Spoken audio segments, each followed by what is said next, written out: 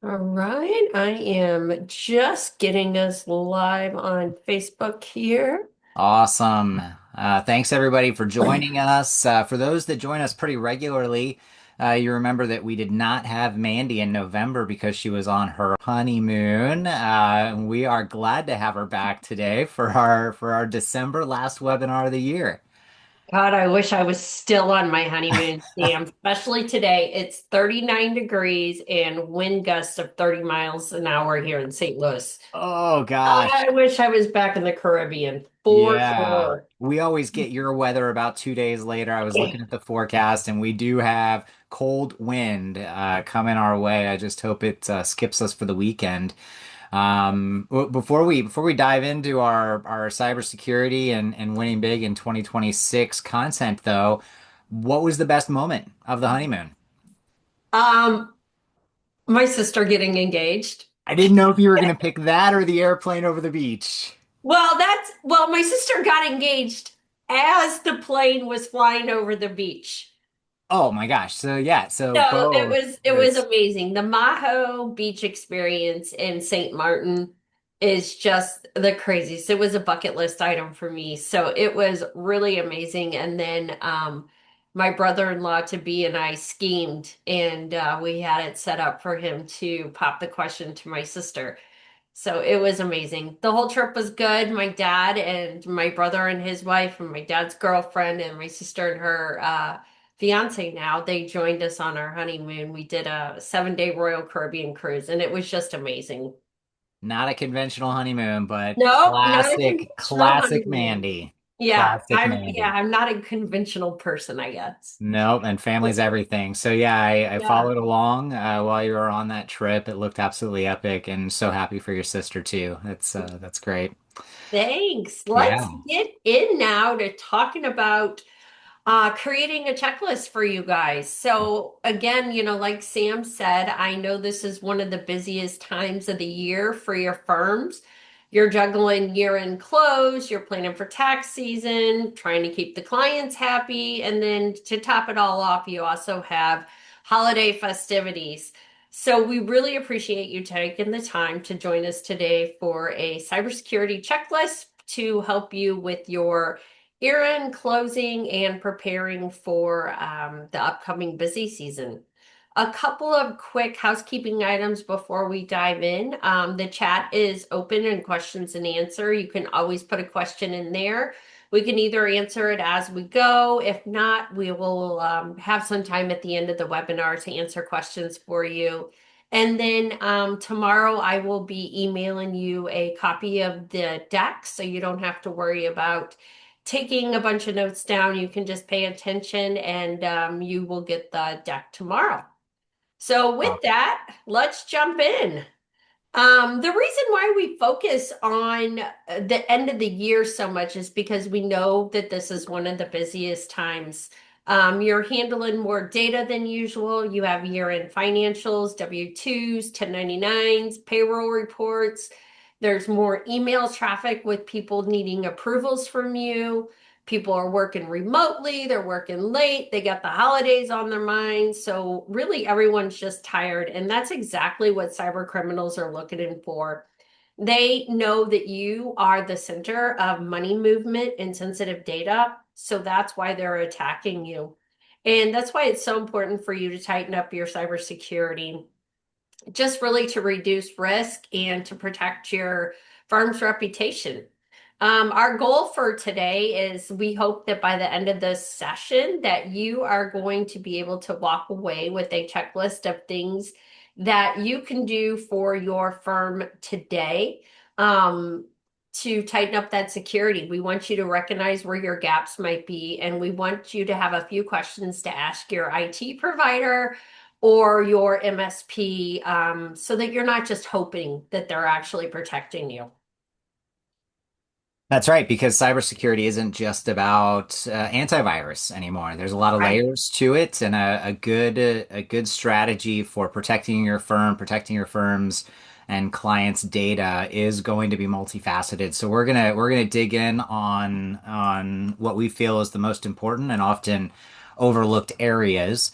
And so we'll kick it off with secure data disposal. So when we're talking about data and keeping data for our clients, whether you're a tax practice that's dealing with returns or you're an accountant that deals solely with payroll and month end and year end close and collaborating with the tax firms for your clients, you've got data, and that data should have a life cycle.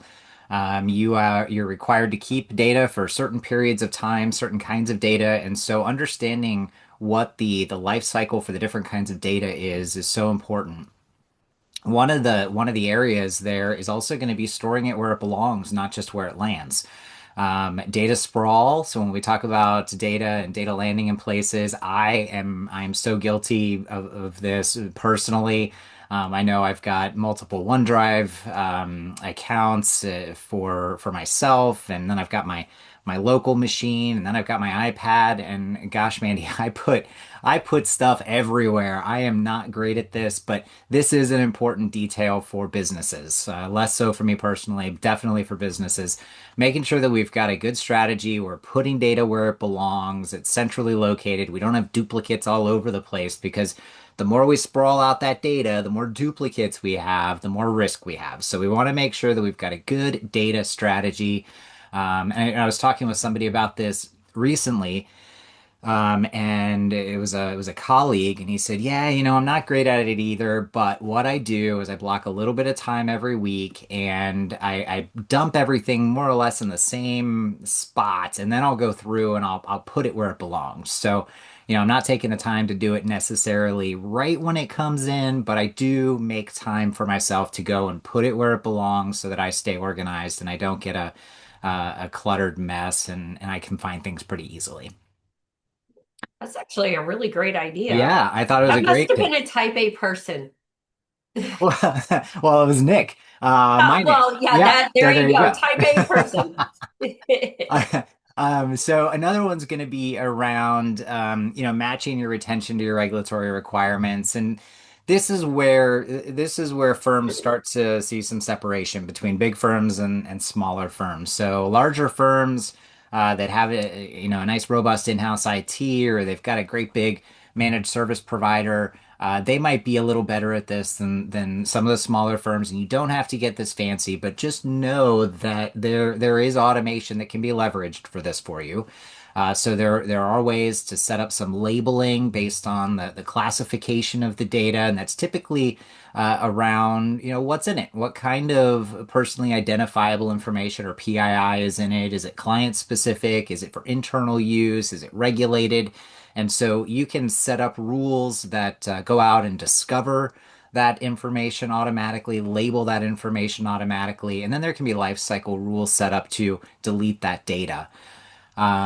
So again, it doesn't have to be fancy and automated, just needs to have some thought put into it. What are we keeping and how long are we keeping it?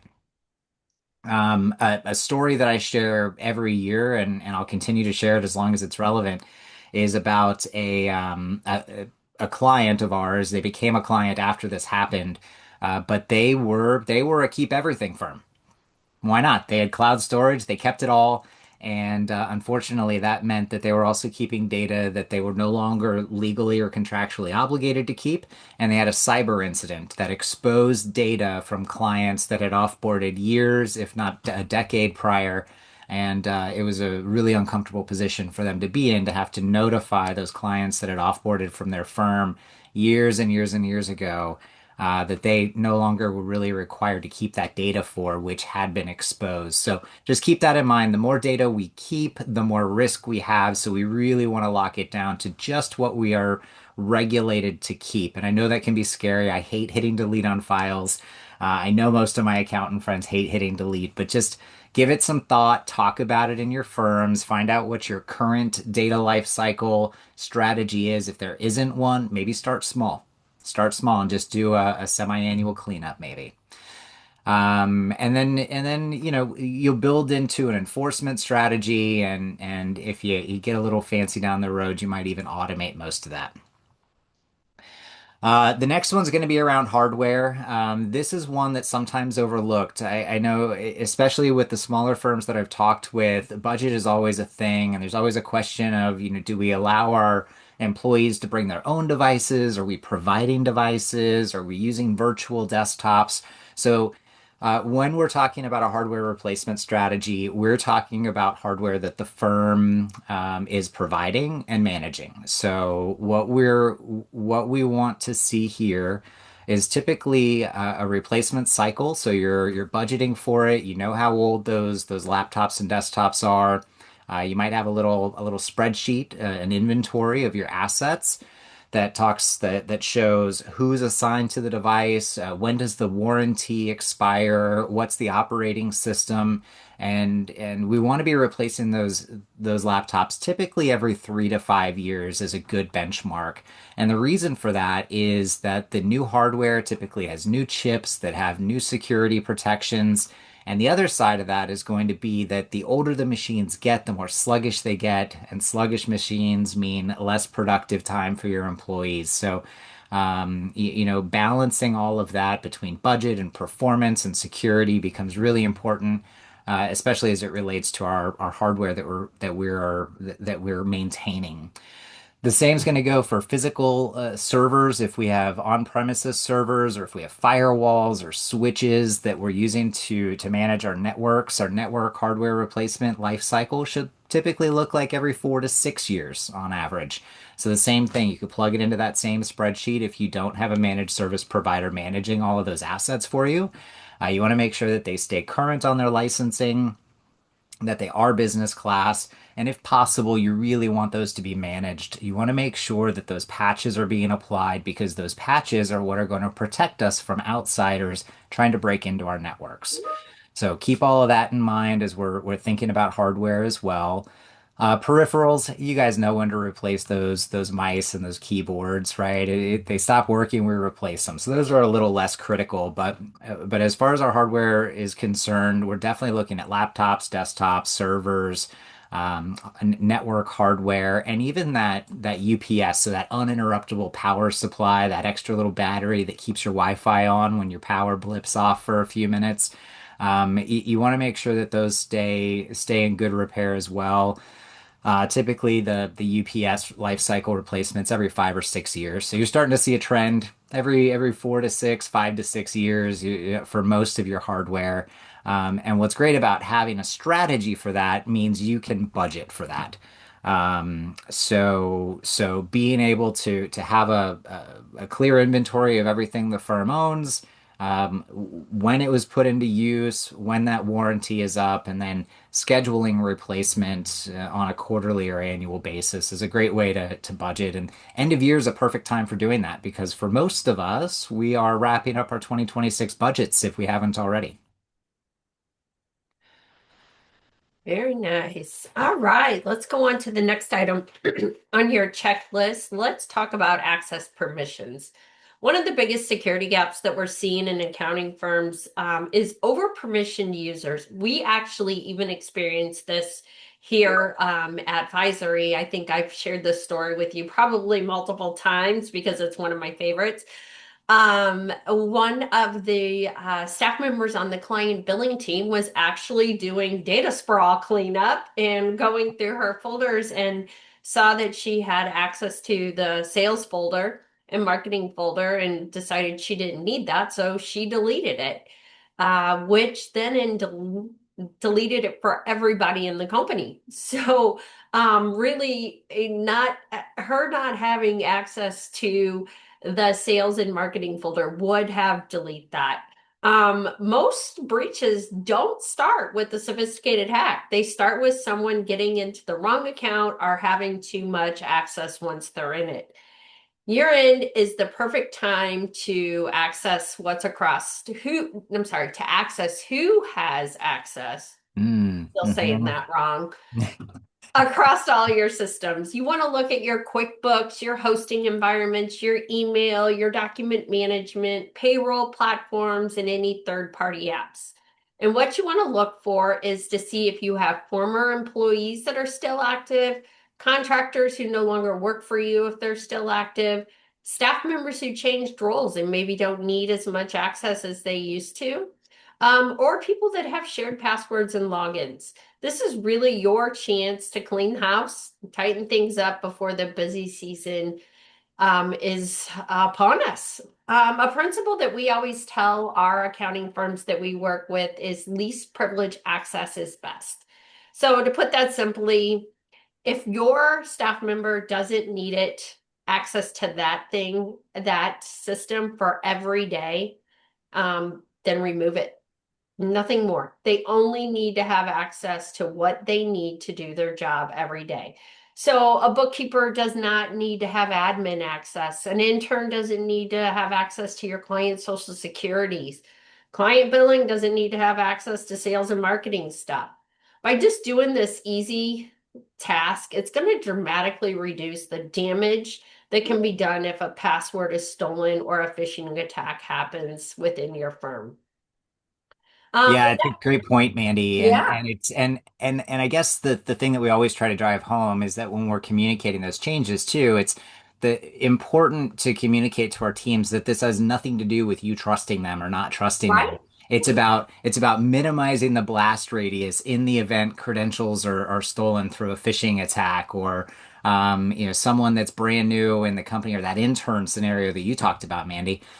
Most of the time you're absolutely right. Data loss is a result of human error, whether it's a social engineering human error where we've clicked on something and we think we're helping and we're sharing data, or accidentally deleting big volumes of information. And we're going to talk about backups as it relates to that as well. But it's not a trust thing. It's more of a No, just limiting that blast radius thing. That's what we like to talk about. it's a CYA thing. That too. That too. The last thing I want to talk about on this slide is enforcing two-factor authentication. I know it's a pain, but enforce it across every system that supports it, especially your email, your QuickBooks, hosting environments, or anything tied to your clients' financials. Passwords really just alone don't protect you anymore. Having that second step authentication in case a bad actor gets one of your passwords really prevents them from being able to access the data that they're really after. So I know it's a pain. Everybody hates it, but it is very important to enforce it across all your systems that support it. Yeah, and I'm excited for 2026, Mandy, because I think that we're going to continue to see the trend in the direction of pass keys and passwordless systems, because everybody knows that passwords aren't really the way forward. We've got to get rid of as many passwords as we can and tie that authentication to something else that is more difficult to steal. Things like the device itself, is it a recognized device and some other way of having multi-factors. So I think 2026, we're going to see a lot of changes in that arena as it relates to hardening security within our third-party SaaS-based applications, and we're already starting to see it for sure. I know I'm a big fan of that because I can't tell you how many times I have to change my password because I forgot Password managers, Mandy, password managers. Let's it. store those. Ah, All right, so backups and data sharing for end of year. So we'll start with data sharing. So with gosh, firms do so much collaboration with their clients. Data is constantly flowing. And now is really the time to inspect and make changes and implement policies that your teams and clients are going to adhere to. And these are going to be things that are stated policies. So they might be things like you declare we no longer accept attachments in emails. And you might get really serious about that and do what one of our firms did and implement a email rule that the minute an attachment is included in an email, an auto reply goes back out and says, "You've sent us something with an attachment. We don't accept attachments. Your email was deleted. Here's the link to the secure portal where you can upload your data." So that's an extreme way to say we're absolutely never accepting attachments and really removing the element of human error from your teams as it relates to safe attachments. Most firms these days have some sort of practice management solution in place, and most of those have a secure portal or a secure link for data sharing. Use those, use them. Attachments during tax season are especially risky because of the sheer volume of data that's being transferred back and forth, and bad actors know it. They know it and they target accounting firms, and they do that by spoofing email addresses that your team thinks are safe.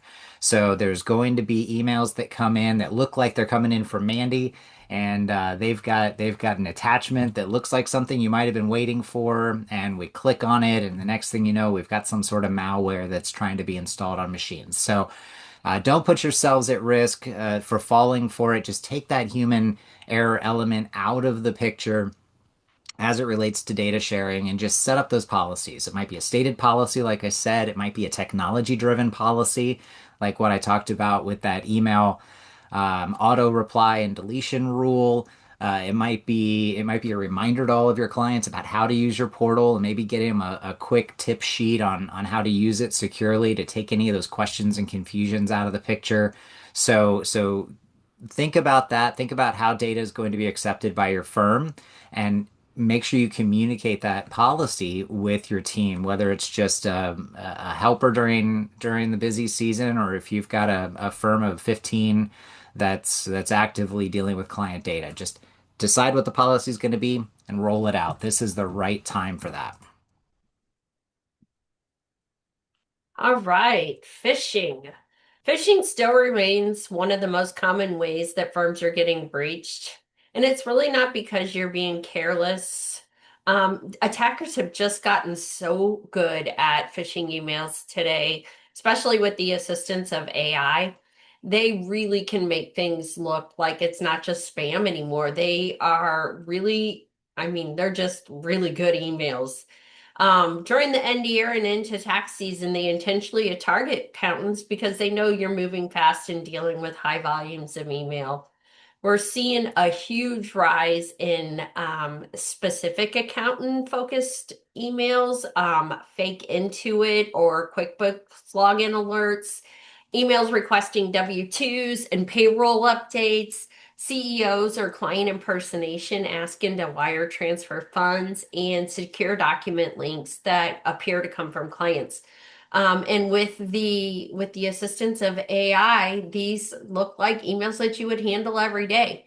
That's why it is so important to take 5 minutes, sit down with your team, and make sure that your entire team knows the red flags of how to look at an email.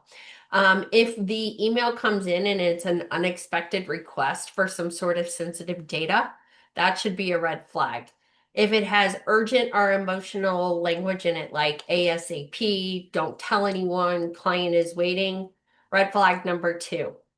Misspelled domains or unusual senders addresses, that is red flag number three. And links that don't match the real website.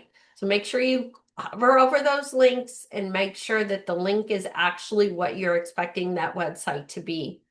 And the last one is attachments you weren't expecting.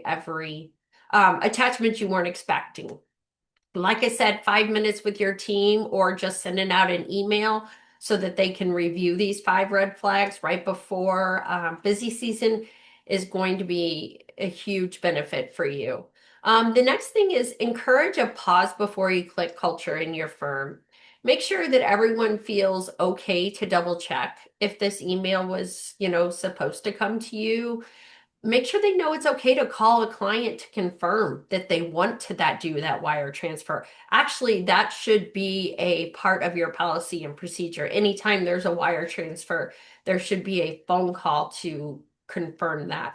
And make sure that they know it's okay to forward a message over to your IT team or your MSP to take a look at it before they click on anything. Another thing is technology these days can also play a great role in catching email threats before they ever even hit your clients' inboxes. So make sure you talk to your IT provider or your MSP provider and see if they have things in place for your firm like advanced email and filtering, end device protection and response, and real-time phishing link analysis. This is one of my favorites. Actually, the other day, one of our marketing companies that we work for sent over a link inserted in an email to us to review. I went to click on that link, and before I could even access that link, it redirected me to that technology tool that we use. It checked the link, made sure that the link was safe before it would open that website for me.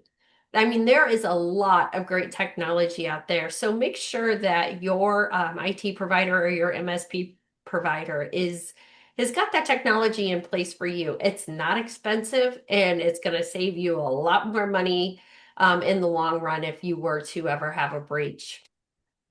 The next thing that you should do if you don't already do it is schedule regular phishing simulation tests with your team.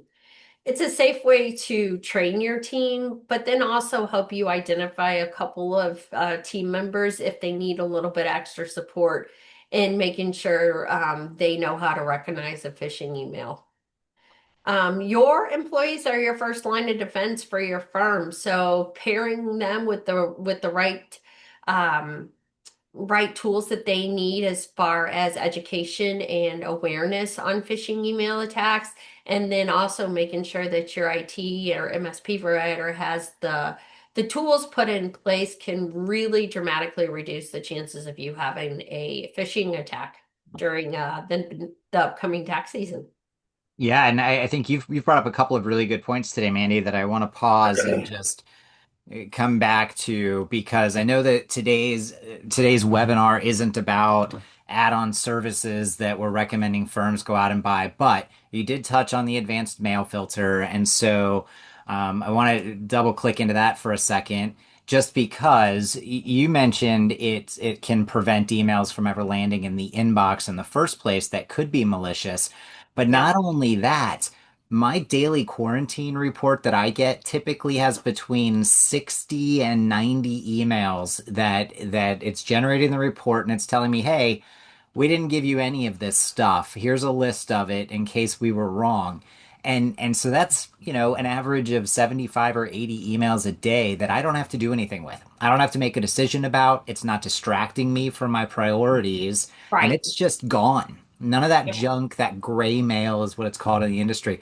None of that's making it to me, Yeah, which is, mine is about 60 to 70 yeah, emails a day, and if you guys are anything like me, you're squirrel, right? So as soon as an email comes in, I immediately go to it because I need to see if it's a client related situation or something that I need to act on quickly.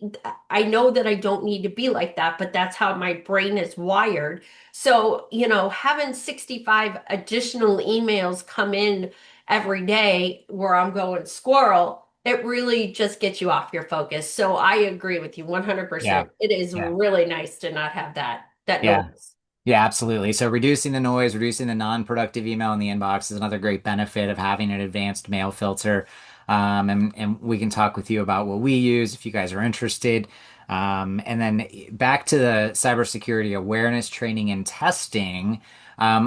That's another great tip because it's not expensive to put a formal program in place that does it for you, first of all. Generates great reporting, is amazing to be able to show your board if you have a board or show your insurance company because pro tip, if you have a cyber liability policy, in most cases, in almost every renewal form I've seen over the last couple of years, it's touched on a couple of requirements. One of those being cybersecurity awareness training, another one being multi-factor, which Mandy, you already drove the point home on.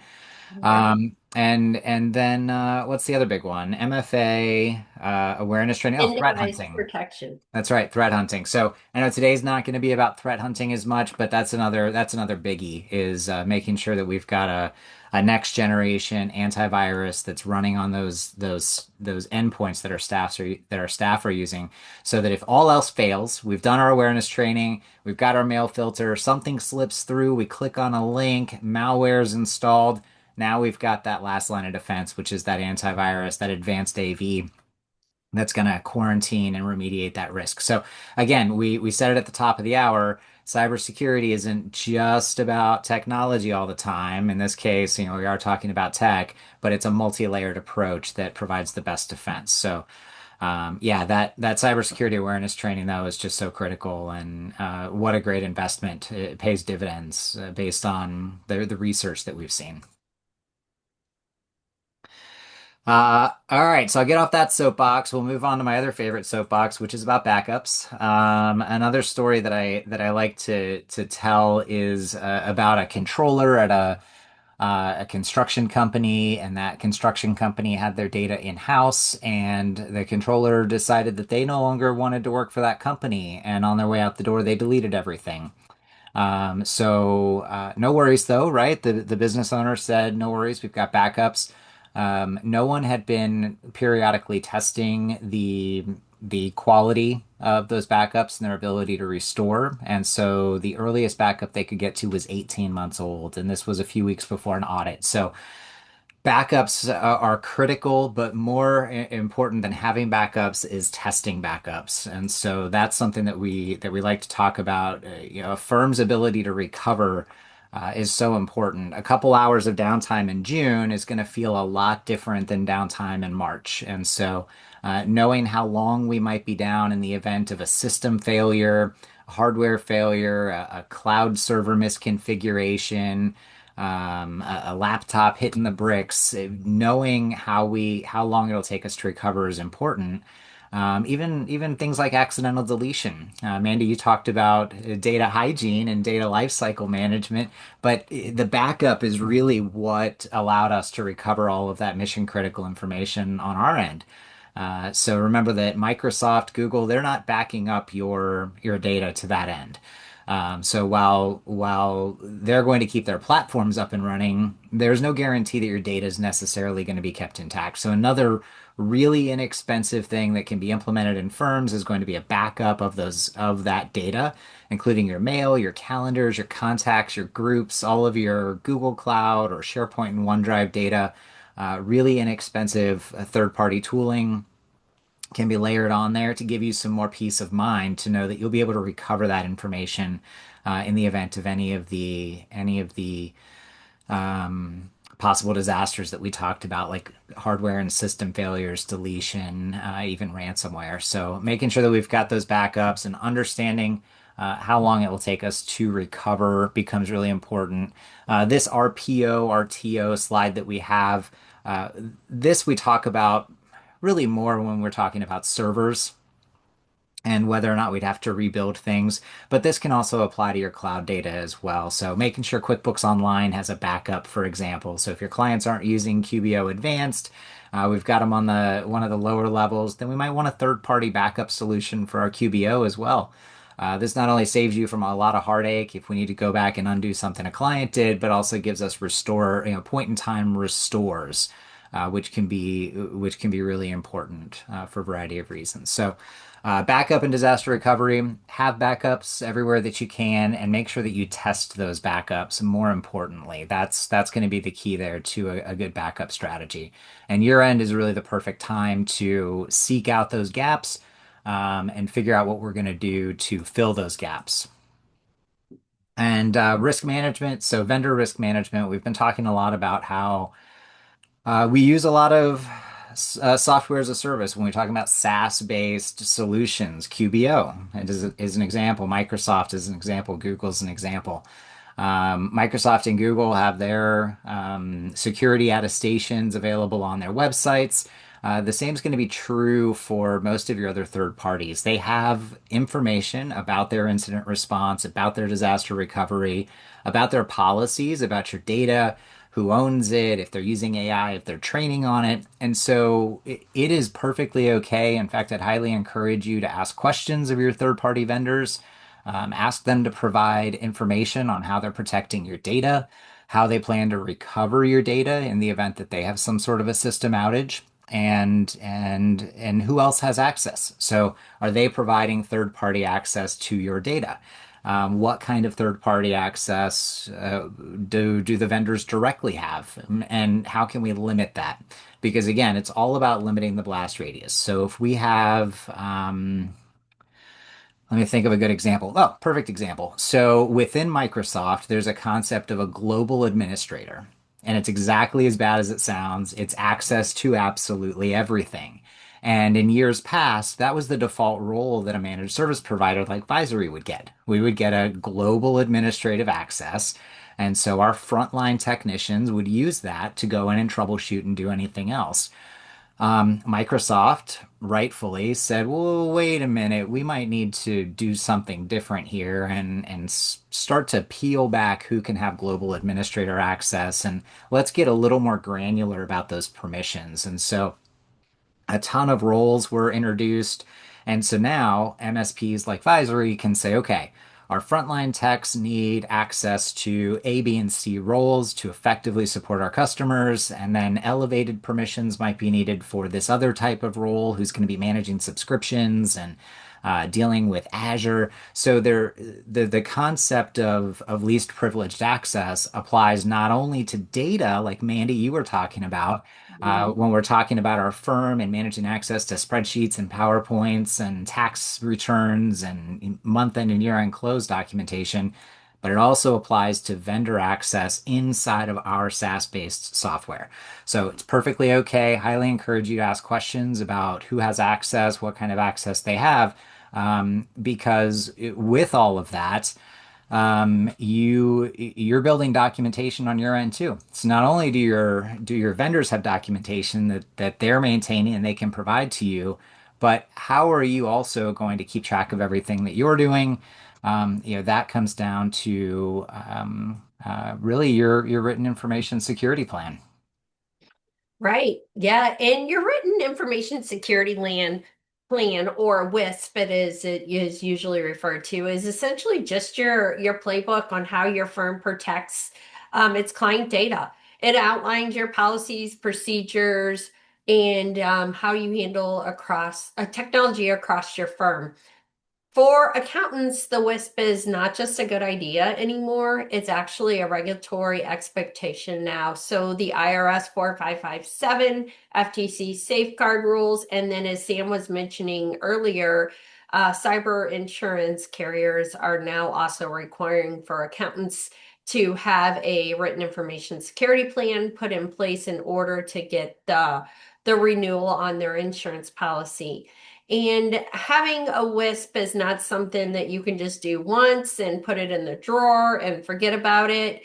An outdated WISP is the same pretty much as having no WISP at all. So that's why it's important at year end to review your WISP, because so much changes throughout the year. You have staffing changes. You may have added a new software, taken away a software. Um, may have added remote work policies. So making sure that your WISP reflects these changes and what's happening in your firm right now, and not necessarily what it looked like in 2021. Having a strong list is going to help your firm reduce breaches. It provides document proof for you for compliance purposes, helps with cyber insurance renewals, and most importantly, it shows your clients that you really take their data security seriously.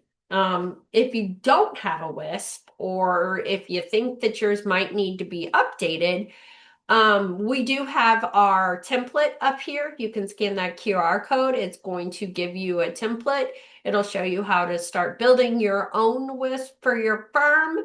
And then for the ones that do already have their WISP in and keep it up to date, it's that time of the year to sit down with your leadership team or your IT provider and review your WISP again and identify if anything needs to be updated from 2025. Don't wait until after the holidays, until it's tax season, because you're not going to have time in. So it's time to do it now. Yeah, in fact, if you're a tax practice, you probably already renewed your PTIN and you Yep. checked the box that said, I've reviewed my WISP. So this Yeah, is a great time of year to do it. I know we're getting down to the wire. It's, my goodness, it's almost Christmas. We're about two I weeks know. out. Absolutely crazy. So let's just recap briefly. So know where our data is, know where it lives, and who has access to it, and get rid of it. Toss it when we don't need to keep it anymore. Don't be the firm that keeps everything forever. Know what hardware's in our inventory So let's get an asset inventory built, get one from your MSP, ask them for recommendations on hardware replacement. I didn't mention it when we were on that slide, but also remember that Windows 10 is no longer supported. Oh, That yeah. means if you have not upgraded to Windows 11 yet, which I hope everybody listening today has, you need to get on that. Windows 10 is no longer getting security patches, and if you go into tax season with a Windows 10 device, you are opening up a door for the bad actors. So make sure we're on Windows 11. Know who has access to your data and go through, validate, and change those permissions. Check for sharing. You might have shared something with a contractor, a third party that was helping you out with a project in Q1, and they still have access. They don't need it anymore, most likely. So go through, get rid of all of that external sharing that's no longer needed. Double check the permissions for your team. Make sure that everybody has just what they need. Follow that least privileged rule that Mandy outlined for us, and then decide how you're going to share data with clients this year. If you're going to accept email attachments, okay, it's risky, but make sure you've got some technology in place to look for bad stuff, like Mandy was talking about with the advanced mail filter that's going to be looking for bad documents. It's going to be looking for malicious code. Better yet, use your portals. Make sure your teams are trained up. That is probably priority number one outside of multi-factor authentication, I think, Mandy, making sure that your team knows what to look for. What are those red flags? Mandy spouted off a number of them. Lots of tips to be learned through a proper cybersecurity awareness training program. And it doesn't take long. We're talking about a 45-minute to an hour investment for your teams, and it's going to get them up to speed on all the latest threats. And then we want to make sure that we're backing up data. That's going to include your Microsoft and Google, your QuickBooks Online. If you have servers, anywhere we're keeping client data, we want to back up and we want to test the recovery from time to time. And if we're backing up files, that could be as simple as just going in and recovering an old file and seeing if it opens and if the data's there. If it is, great. Tick that box. We've tested our backup. And then ask your third party, especially as you start to evaluate new third party vendors, especially those with AI. Let's find out where they're keeping your data, how they're training on your data, who the data belongs to, what their disposal rules are if you stop doing business with them. As an example, our hosting clients, we get rid of data after 30 days. You offboard with us, we keep it for 30 days and then it's gone. It's scrubbed from our systems. And so important to know what those rules are and then document it all. Shove it into your WISP, shove it into your WISP. And then if you have a managed service provider, ask them to make sure that's being enforced in every way that they can through technology. So those are our tips. I think that's our checklist for year end, Mandy. Yeah, I think that's an easy checklist. And the good news is that you don't have to do it alone. Your MSP provider or your IT provider or us. I mean, we work with accounting firms every single day. If you would like help on any of the topics we talked about today, I am happy to set up a time to review your current security posture and, see what you have in place and see what some areas are that you can improve on going into the tax season. Again, thank you all for joining us today. I know it's a busy time, so Sam and I truly appreciate you taking a couple of minutes to enjoy with us. Have a great rest of your day and happy holidays, everyone. Bye bye. Bye, everyone.